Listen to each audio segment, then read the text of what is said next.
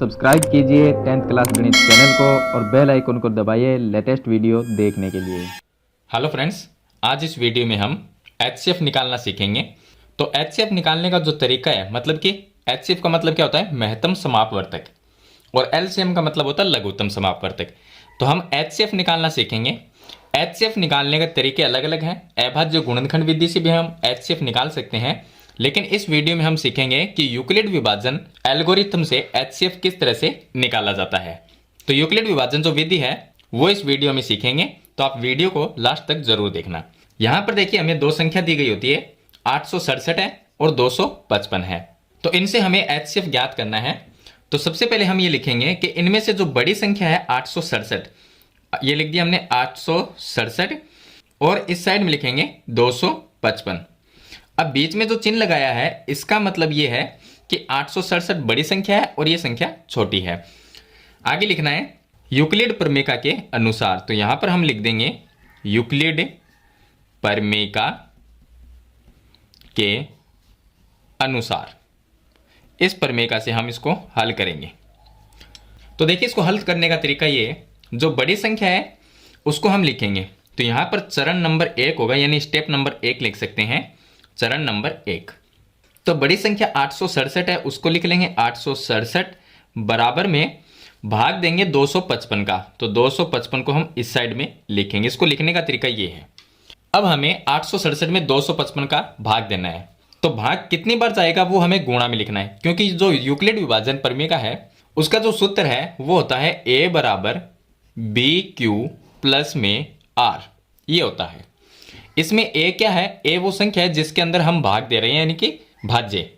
b का मतलब है यहां पर भाजक जिसका भाग दिया जा रहा है। q का मतलब भाग कितनी बार गया, यानी कि भागफल, और r का मतलब यहां पर शेषफल होता है। तो इसी तरह से इस संख्या में भाग दे रहे हैं, भाग किसका दे रहे हैं, 255 का, और इसके गुणा में हम लिखेंगे कि भाग कितनी बार गया। तो 255 का 867 में भाग जाएगा 3 बार। आप भाग देके देख सकते हैं, 3 बार भाग जाएगा, और प्लस में लिखना है शेषफल, क्योंकि इसका भाग पूरा पूरा तो जाएगा नहीं, 3 बार जरूर जाएगा। अगर 3 बार भाग जाएगा तो इसका शेषफल रहेगा 102। 102 यहां पर शेषफल रह जाएगा। जब तक शेषफल 0 नहीं आता हम इस प्रक्रिया को आगे तक करते रहेंगे, मतलब कि आगे तक चलते रहेंगे। तो जब शेषफल 0 आ जाएगा वहां पर ये प्रक्रिया समाप्त हो जाएगी। तो 102 यहां पर शेषफल है, मतलब कि शेषफल 0 नहीं आया, तो हम लिखेंगे 102 है, सॉरी 102 वो 0 के बराबर नहीं है, यानी कि 0 नहीं आया। अब देखिए दूसरा चरण आएगा, चरण नंबर 2। चरण नंबर 2 में हम लिखेंगे कि शेषफल जो रह गया वो, और जिसका हमने भाग दिया था 255, तो 255 और 102 पर यूक्लिड प्रमेय का हम लागू करेंगे। तो यहां पर हम पहले लिखेंगे 255, और इसमें हम भाग देंगे 102, जो शेषफल रहा था उसका शेषफल का भाग देंगे, तो शेषफल 102 है। अब यहां पर 102 का भाग 2 बार चला जाएगा, यहां पर 2 बार भाग जाएगा, क्योंकि पूरा पूरा इसमें भाग जाता नहीं है, 2 बार जरूर जाएगा। तो 2 बार भाग जाएगा, तो इसका जो शेषफल रहेगा वो रहेगा 51। 51 इसका शेषफल रहेगा। यहां पर भी जो शेषफल है वो 0 नहीं है, तो हम लिखेंगे कि 51 है वो 0 के बराबर नहीं है। अब हम 51 और 102 इन पर यूक्लिड प्रमेय का लागू करेंगे। तो यहां पर लिखेंगे चरण नंबर 3।